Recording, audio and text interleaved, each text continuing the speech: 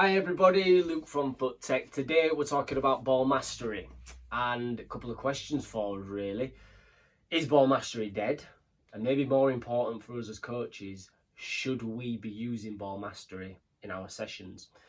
We'll talk about what it is. We'll talk about our experience using ball mastery.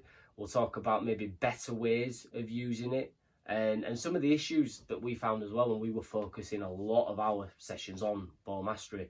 So what is it? It's basically being able to master a football. Simple as that. So mastering it on the floor, in the air, using the outside of your foot, inside, laces, drags, step overs, skills, flicks, tricks and so forth. Being able to master that football, touch it in different directions and so on. And it's great. We used it for a long time. We used it at our sessions. We'd normally do the first 10 or 15 minutes unopposed ball mastery, where each child had a ball and they would practice different skills. We'd maybe seen some stuff on a Champions League game. Maybe Messi did something amazing. We'd bring that to the session the next week and the children loved it because they got to practice the same skills as their heroes.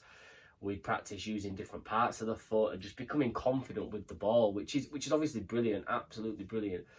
And it does work. That's the thing, it does work. It does make these kids a little bit more confident with the ball. It does make them, more comfortable with it. They do see it physically. You do see an improvement in them. If you're a parent or a spectator that's watched a child for a few weeks and they go through a ball mastery series, then you do see a difference a lot of the time if they get the practice in, and that's great. Now, the issue that we found was context. So what I mean by that is they could do all these things with the ball, but put them in a match situation and it was a very, very different story. And for probably the first maybe 4 or 5 years or so of Foot Tech, we focused a lot on ball mastery, as I say, and we'd done all the cover courses, we'd mixed in a little bit of futsal stuff, obviously Brazilian soccer schools from way back when as well. And what we found was when we put these players into a match, they weren't as comfortable as they maybe were when the ball was at their feet unopposed, for obvious reasons, because now they've got a defender, and that was the problem, the context. So unopposed ball mastery, it has its flaws and it has its downsides, and the downsides is that it's not really game related. Well, it isn't game related. It's fine for making a child get better in terms of more comfortable with the ball and so on, but just doing unopposed ball mastery is going to cause you problems, because put them into a game situation and they won't really have the time to do all these nice fancy flicks and tricks because they've got defenders after them. One thing that we found with our players was we were creating footballers that were brilliant in terms of dribbling because we gave them the confidence to do so. But they didn't know when to pass. They didn't know when to shoot. They didn't know when to dribble in some cases, if that was the best decision.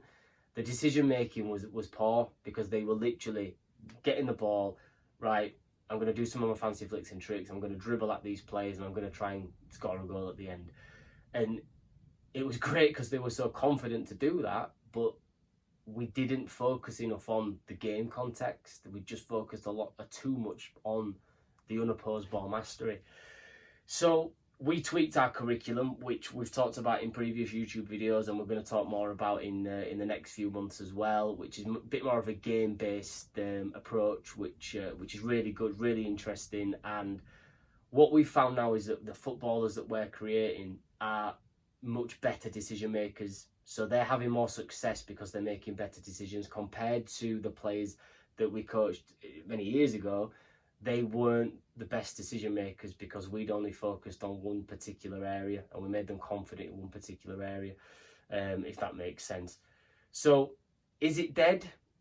I don't think it is. And the reasons why are, I think there's still a place for it with the really youngsters. So we do a lot of preschool football and early years football, maybe ages 3, 4, and there's possibly a time for it there.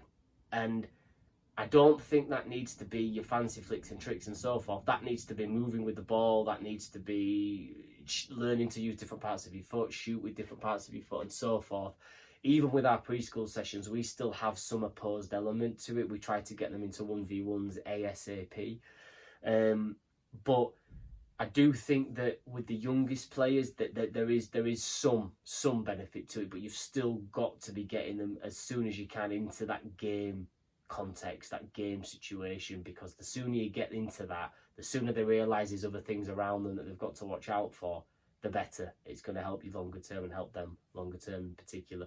So I don't think it's completely dead, and I still think there is a way you can get it into your sessions, and this is something that I do with my players quite a lot, is in between an activity, I'll get them to get a ball and practice their keepy-ups, or show them something that I want them to maybe get better at. It might be a great one is a fake shot, one of the simplest moves you can do. Fake to shoot, drag it the other way, beat the defender.